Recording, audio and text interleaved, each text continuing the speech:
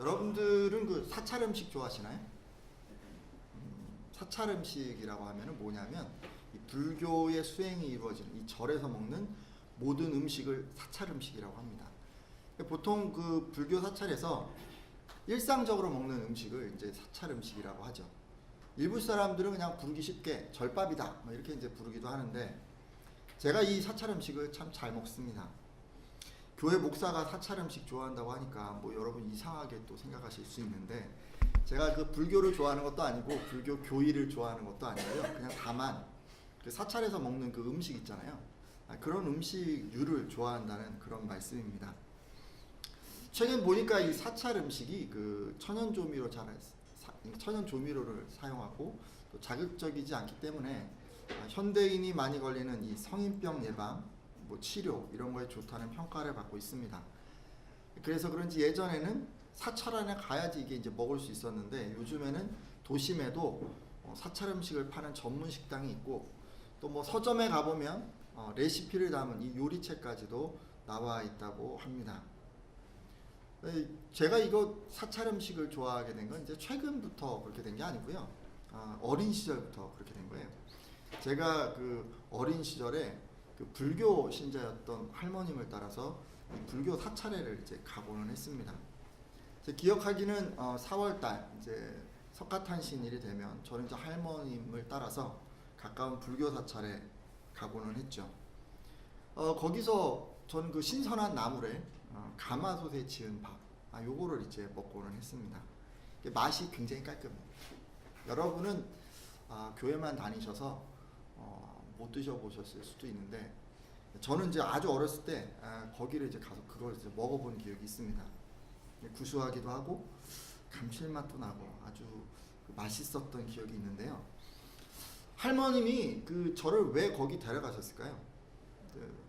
할머님처럼 훌륭한 불자가 되기를 바라는 마음에, 그래서 이제 아마 저를 거기 데려가시지 않으셨을까 이렇게 생각을 해봅니다. 근데 어린 저는요, 염불에는 마음이 없고 이 제밥에만 마음이 있었습니다.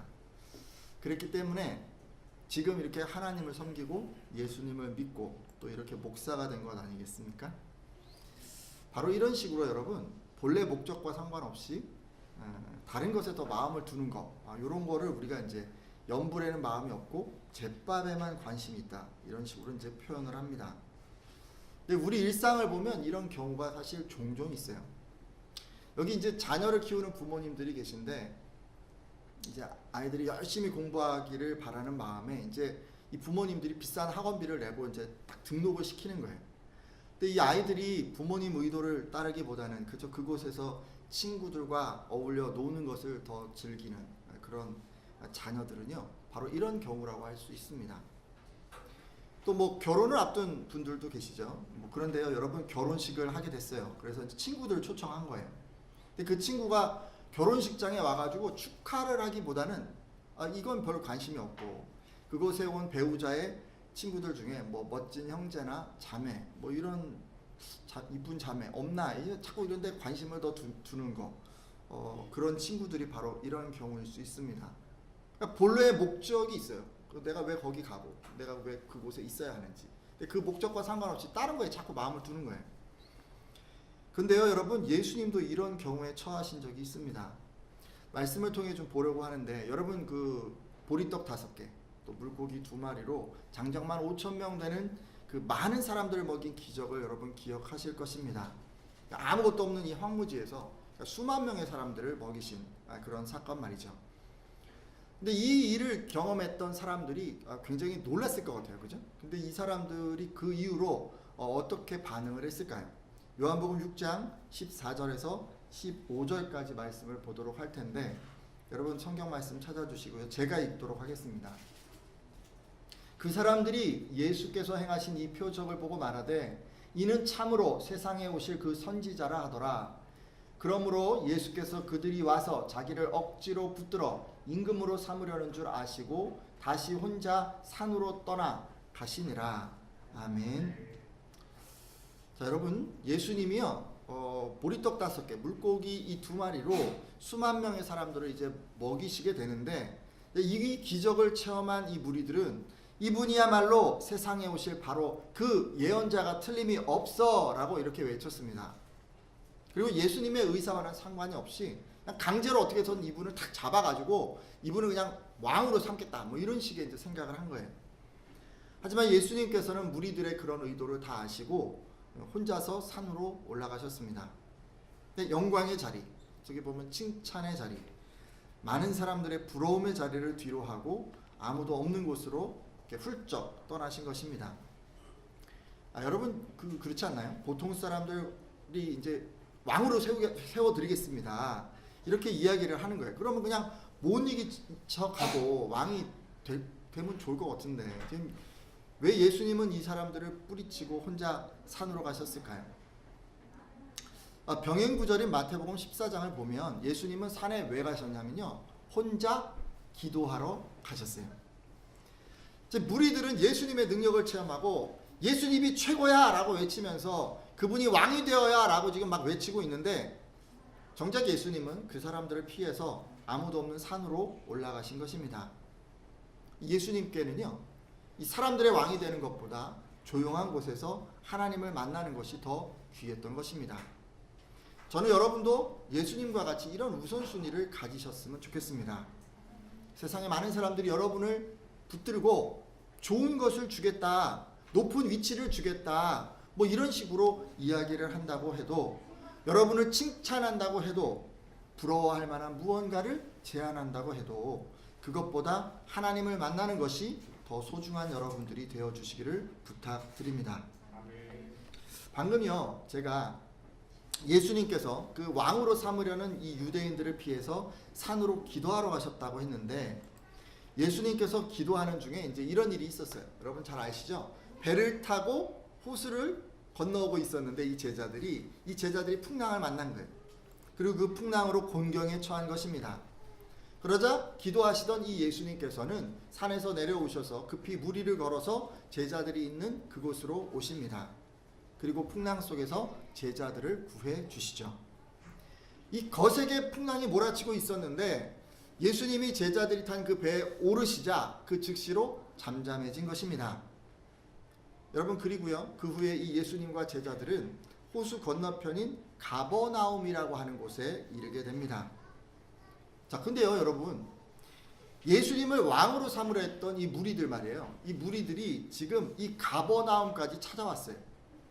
예수님과 제자들이 가버나움으로 가신 그 다음날 이 갈릴리 호수 건너편에 남아있던 이 유대인 무리들은 이 예수님이 타시지 않고 제자들만 갔다는 것을 이제 알게 됐어요.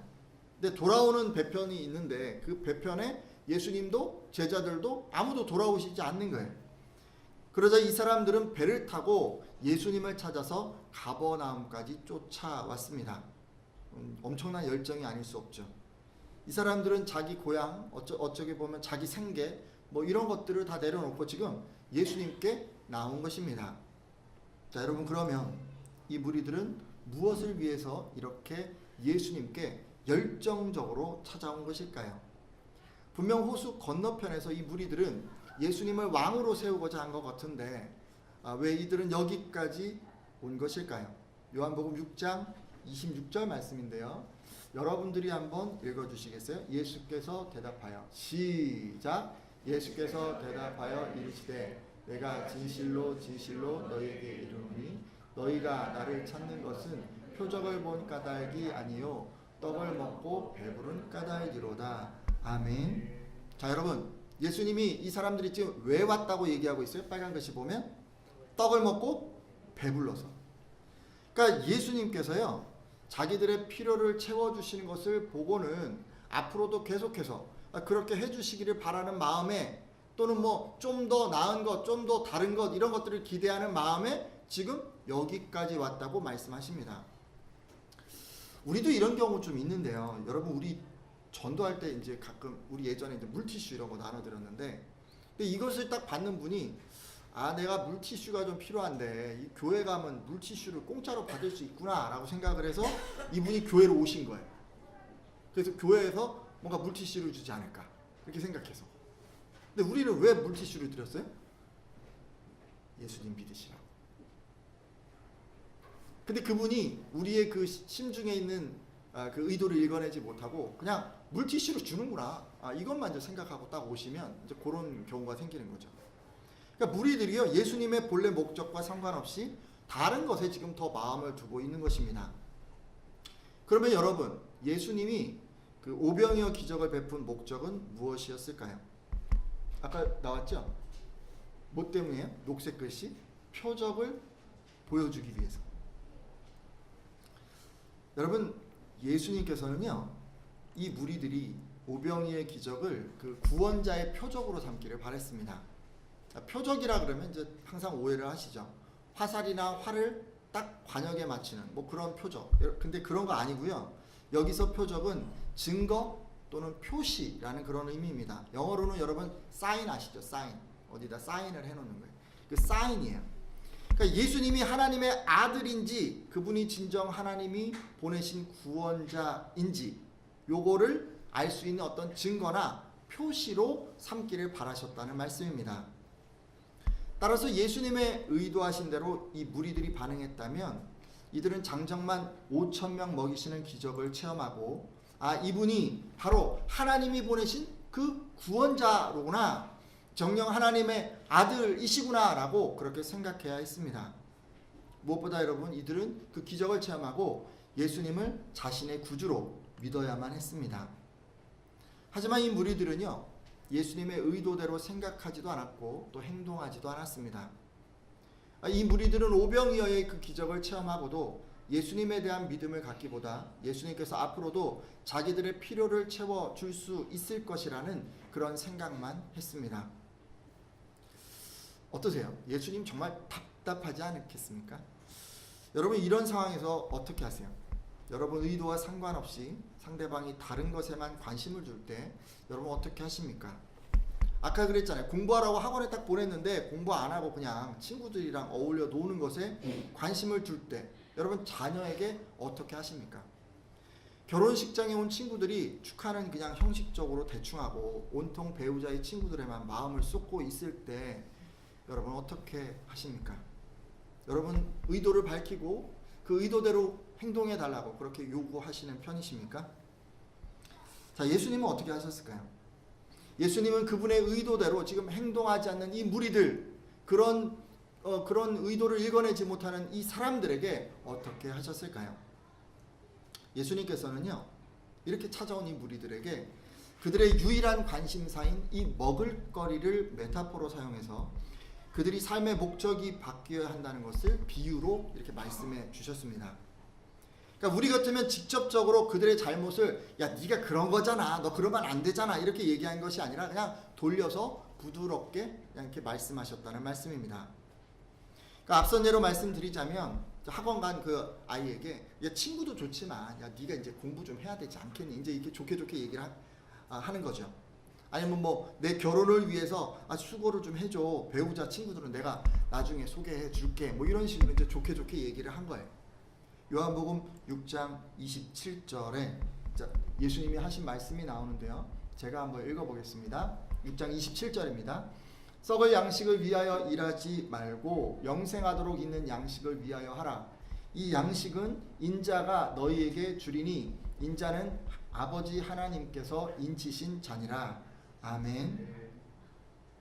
여러분, 구주로 믿기 바라는 이 예수님의 의도와는 달리 그저 뭔가 더 얻고자 예수님을 따르는 무리들을 보시고 예수님께서는 썩을 양식을 위해서 일하지 말고 영생하도록 있는 양식을 위해서 일하라고 이렇게 말씀을 하셨습니다. 그러니까 지금까지 그들의 삶의 목적은 뭐였어요? 썩을 양식이었어요. 근데 이후로는 영원한 양식을 삶의 목적으로 삼으라고 말씀하시는 것입니다. 자, 그러면요 여러분, 무리의 이 삶의 목적이었던 썩을 양식은 무엇인가요? 사실 문자적으로 보면요 먹고 살기 위해 필요한 양식을 뜻합니다. 하지만 좀 넓은 의미에서 보면 그것은 모든 썩을 것, 우리들의 육체 필요나 그것으로부터 오는 욕망이나 또 어떤 욕심을 의미합니다. 대부분의 사람들이 그 육신의 필요를 위해서 늘 분주하게 일하곤 합니다. 하지만 예수님은요 이런 것이 삶의 목적이 되면 안 된다라고 지금 가르쳐 주십니다. 자, 그러면 우리가 새롭게 삶의 목적으로 삼아야 할 영생하도록 있는 양식, 줄여서 영원한 양식은 무엇입니까? 자, 요한복음 6장 35절에서요. 예수님께서는 우리의 삶의 목적으로 삼아야 할 영원한 양식이 무엇인지 가르쳐 주십니다. 여러분 한번 읽어 주시겠어요? 예수께서 이르시되, 시작. 예수께서 이르시되 나는 생명의 떡이니 나를 믿는 자는 영원히 목마르지 아니하리라. 아멘. 자, 말씀을 보면 예수님께서는 자신을 생명의 떡이라고 지칭을 하면서 무리들이 삶의 목적으로 삼아야 하는 이 영원한 양식은 예수님 자기 자신이라고 가르쳐 주십니다. 그러기에 자기에게 오는 사람들은 절대 굶주리지 않을 것이고 예수님을 믿는 사람은 영원히 목마르지 않을 것이라고 말씀하십니다. 근데 여러분, 이 얘기를 듣고요, 무리들이 이해를 잘 못해요. 그러면서 서로 막 논쟁을 하면서 이야기를 했습니다. 이 사람이 어떻게 우리에게 자기 살을 떼어서 먹으라고 줄 수 있는가라고 그렇게 말이죠. 하지만 예수님께서는 지금 이렇게 생각하고 있는 이 무리들에게 하나님으로부터 말미암는 영원한 생명을 얻으려면 영원한 양식을 먹어야 되는데 그 양식, 나를 먹어야 한다라고 이렇게 비유해서 말씀을 계속하십니다. 요한복음 6장 53절에서 55절까지 말씀인데요. 제가 읽겠습니다. 여러분 성경 보세요. 6장 53절에서 55절까지 말씀입니다. 예수께서 이르시되 내가 진실로 진실로 너에게 이르노니 인자의 살을 먹지 아니하고 인자의 피를 마시지 아니하면 너희 속에 생명이 없느니라. 내 살을 먹고 내 피를 마시는 자는 영생을 가졌고 마지막 날에 내가 그를 다시 살리리니 내 살은 참된 양식이요 내 피는 참된 음료로다. 아멘. 자, 여러분, 예수님께서요 지금 뭐라 그러세요? 하늘에서 내려온 살아있는 양식이다 라고 하면서 인자 곧 예수님의 살을 먹고 또 피를 마셔야 영원한 생명을 얻을 수 있다라고 그렇게 지금 말씀하고 계십니다. 사실 여러분, 이 말씀을 문자적으로만 보면요, 영원한 생명을 우리가 얻으려면 영원한 양식을 먹어야 되는데 식인종이 돼야 돼요. 식인종. 사람을 먹어야 돼. 왜냐하면 영원한 생명을 주는 양식인 이 예수 그리스도를 우리가 잡아 먹어야 돼요. 놀라지도 않으시네요. 근데 실제로요, 당시에 사람들 중에 그렇게 생각하고 이해한 사람들이 있었어요. 그리고요, 뭐 진짜 그렇게 생각했는지 아니면 뭐 이걸 빌미로 잡았는지는 모르지만 로마 황제들은요, 이런 가르침을 이유로 들어서 그리스도인들이 사람을 먹는다 이렇게 몰아붙이고 그들을 잡아 죽이기까지 했습니다. 하지만 여러분도 잘 아시지 않습니까? 이건 지금 잡아먹으라는 얘기가 아니에요. 1차적으로 이 말씀은 성찬을 가르치고 있습니다. 예수님께서 승천하신 이후로 성도들은 이 가르침에 의해서 성찬을 합니다. 그러니까 성찬에서 먹는 빵이 예수님의 그 살을 상징하고 그 포도즙이 예수님의 피를 상징합니다. 우리는 성찬을 통해서 우리 모두는 예수님의 십자가 죽음을 통해서 구원받았다라고 하는 것을 기억하고 또 예수님과 우리는 하나가 된 지체다라는 것을 우리가 경험을 합니다. 이 말씀으로 인해서요, 사실 특정 교단에서는 성찬의식 자체를 강조하기도 합니다. 그러니까 성찬을 받지 않으면 구원을 받을 수 없다라고까지 이야기하는 교단이 있습니다. 자, 그런데요, 여러분, 꼭 이런 성찬만이 아니고요, 먹고 사는 것의 의미는 예수님처럼 살아가는 것, 예수님처럼 살아가는 어떤 삶을 의미합니다. 여러분, 단순한 의식을 뛰어넘어서 예수 그리스도처럼 우리도 살아간다는 것을 이 말씀이 의미하고 있다는 말씀입니다. 잠시 요한복음 6장 56절 말씀을 보도록 할 텐데요. 여러분 한번 읽어주시겠어요? 내 살을 먹고 6장 56절 말씀입니다. 시작. 내 살을 먹고 내 피를 마시는 자는 내 안에 거하고 나도 그의 안에 거하나니. 아멘. 여러분, 예수님께서요, 그분의 살을 먹고 피를 마시는 자, 곧 성찬에 참여하는 사람들은 예수님 안에 거하는 것이고 또 자신도 그의 안에 거하실 것이라고 말씀합니다. 여러분, 거한다 조금 약간 막연하죠, 그죠? 공동 번역본 또 현대인의 성경을 보면요, 이 부분을 좀 구체적으로 설명을 했습니다. 이렇게 돼 있어요. 내 살을 먹고 내 피를 마시는 사람은 내 안에 살고 나도 그 사람 안에 산다라고 그렇게 번역을 했습니다. 좀 막연한 느낌의 그 거하는 것을 좀 살아가는 것으로 이렇게 좀 구체적으로 번역을 한 것입니다. 그런 거예요, 여러분. 성찬의식도 정말 중요해요. 여러분 성찬에 다 참여하실 수 있도록 세례도 받으시고 또 성찬도 참여하셨으면 좋겠어요. 근데 그것 자체만의 의미를 자꾸 부여하기보다는요, 그것으로 인해서 우리가 어떻게 해야 하는가 생각을 해야 합니다. 예수님처럼 살아야 하는 거예요. 그것이 더 중요할 수 있어요. 예수님의 살과 피로 한 몸을 이룬 성도들은 예수님의 심장을 가지고 예수님의 비전을 가지고 예수님의 손과 발이 돼서 그렇게 인생을 살아야 한다는 말씀입니다. 오늘 함께한 예배자들은 다 이렇게 사셨으면 좋겠습니다. 성찬에 참여하시고 예수님의 살과 피로 그분과 하나 되는 것을 경험할 뿐만 아니라 그 후에는 예수 그리스도의 비전을 품고 마음을 가지고 그렇게 살아가시기를 부탁드립니다. 성찬에 참여하는 것만으로 내가 이제 예수님 안에 있는 거야 막 이런 식으로 막 자부하고 그냥 그것으로 끝내시면 안 되는 거예요. 그것을 통해서 더 예수님처럼 살고자 애쓰는 여러분이 다 되시기를 예수님의 이름으로 부탁드립니다. 자, 여러분 이렇게까지 예수님께서 이제 부드럽게 잘 교훈을 해주셨어요. 근데 이거 얘기 들은 무리들은 어떻게 했을까요? 예수님을 왕으로 이제 섬기려고 여기까지 찾아왔으니까 예수님이 이제 이렇게 말씀을 하셨으니 예수님 알겠습니다. 우리가 당신이 말씀하시는 대로 순종해서 당신의 몸을 먹고 마실 뿐만 아니라 당신이 원하는 그 삶 우리가 살겠습니다 라고 그렇게 했을까요? 여러분 어떻게 기대하십니까? 요한복음 6장 66절 오늘 말씀인데요, 제가 읽도록 하겠습니다. 그때부터 그의 제자 중에서 많은 사람이 떠나가고 다시 그와 함께 다니지 아니하더라. 아멘. 여러분 이 무리들이 어떻게 했다고 합니까? 이 얘기를 듣고요, 많은 사람들이 떠나가 버렸어요. 그리고 다시는 예수님과 함께 다니려고 하지 않았어요. 무리들은요, 예수님의 능력을 보고 그분을 왕으로 삼고 싶었지만 그러려면 예수님의 가르침에 대해서 이들이 순종해야 했는데, 그러니까 성찬에도 참여하고 그분이 원하는 삶을 살아야 했는데 그렇게 하기 싫었던 것입니다.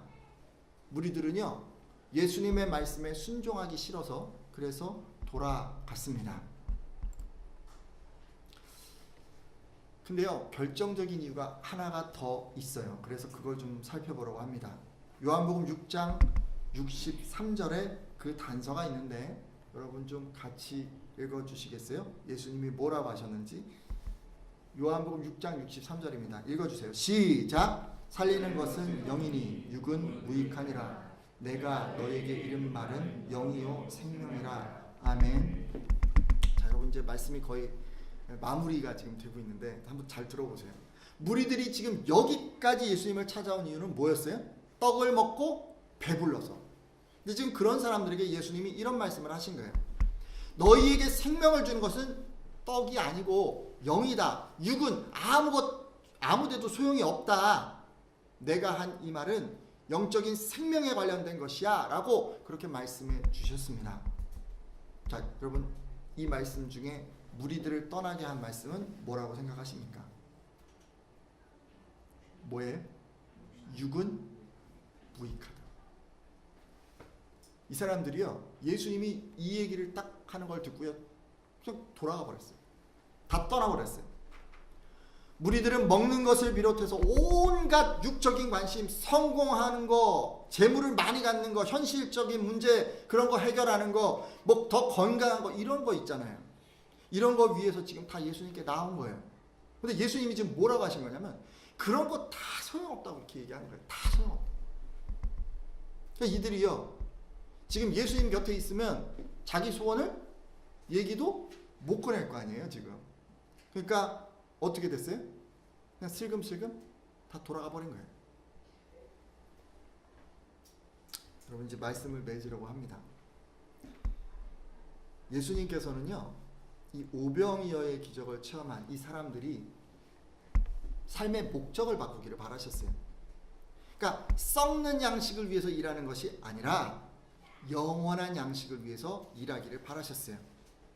영원한 양식인 예수님을 하나님의 아들, 하나님이 보내신 그 구원자로 믿기를 바라셨습니다.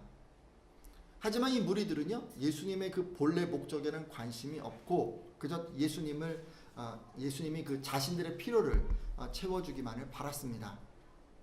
자, 그리고요, 예수님은 이 사람들이 그들이 가지고 있는 어떤 가치관을 바꾸기를 바라셨어요. 그 가치관이 뭐였어요? 육은 무익하다. 육은 무익하다라고 생각하기를 바라셨어요. 하지만 이 무리들은 영적인 것이 생명을 주는 것이고 육적인 것은 아무 쓸데가 없는 것이야 라는 이 예수님의 가르침을 받아들일 수가 없었습니다. 그래서 예수님을 떠나간 거예요. 여러분, 이 시간 우리들도요, 한번 돌아봐야 합니다. 우리들은 혹시 소원한 것에 대해서 응답을 받고 여러분 무리들처럼 이렇게 행동하지는 않았는지 한번 돌아봐야 합니다. 사실요, 여러분, 우리 기도하고 하나님이 우리를 돌봐주시고 때로 우리 힘들 때 우리를 지켜주시고 이런 일들 우리가 경험을 하는데, 시간이 지나서 그런 것들이 쌓여가면 쌓여갈수록 뭐가 생겨나야 되는 거냐면 예수님을 신뢰하고 믿는 믿음이 생겨나야 되는 거예요. 그분을 구주로 모시고 그분을 든든히 붙잡고 그렇게 더 큰 믿음으로 나아가야 하는 거예요. 근데 기도 응답을 받았는데도 불구하고 예수님을 믿기보다는 예수님께로 가니까 이게 내 이 많은 필요가 채워지는구나, 내 소원을 이룰 수 있구나 라고 이렇게 마음을 먹고 그렇게 예수님께 나아간다면 여러분, 우리가 이 무리들이랑 똑같이 되는 거 아니겠습니까? 예수님께서는요, 그분 앞에 나온 여러분이요, 가치관을 바꾸기를 바라십니다. 그동안 가지고 있었던 육적인 생각과 목표와 필요와 욕망과 욕심, 이런 것들을요, 그러니까 다 이런 것은 그냥 무익한 것이구나 이렇게 생각하기를 바라십니다. 육적인 것은 무익한 것이야, 오직 영원한 생명은 영적인 것에서 오는 것이다 라고 이렇게 생각하기를 바라십니다. 오늘 말씀을 들은 예배자들 가운데 육적인 것을 무익한 것으로 여기겠습니다 라는 이런 결단이 있기를 소망합니다. 또 예수님은요, 우리가 썩을 양식을 목적으로 삼지 않고 영원한 양식이 되시는 예수 그리스도를 삶의 목적으로 삼기를 바라십니다. 예수님께서는 그분을 더 알고 그분을 더 닮고 그분을 더 사랑하는 것을 인생의 유일한 목적으로 삼기를 원하십니다. 여러분도 그러셨으면 좋겠어요. 여러분이 정말 이 땅 사는 동안에 내가 꼭 이루리라 라는 것은요, 집을 이만한 걸 사고 뭐 아이를 이렇게 잘 키우고 성공을 시키고 내가 인생 남들 보는 앞에서 이렇게 존경을 받고 이런 거 말고요, 내가 예수님처럼 살겠습니다. 예수님 자체가, 예수님 자신이, 그분의 성품과 인격과 신앙이 내 인생의 목적이 되겠습니다 라고 이렇게 고백하셨으면 좋겠어요. 이렇게 기도하는 분들마다 내어 쫓김을 당하지 않고 영원히 예수님과 함께 살게 될 줄로 믿습니다. 무엇보다요, 여러분, 예수님 오시는 그 마지막 날에 영원한 삶에 들어가게 될 것으로 확신합니다. 우리 이 두 가지를 놓고 기도할 텐데요, 금방 말씀드렸죠? 삶의 목적이 무엇인가? 내 가치관은 무엇인가? 예수님은 뭐라고 말씀하시는가? 돌아보시면서 잠깐 기도하는 시간 갖도록 하겠습니다.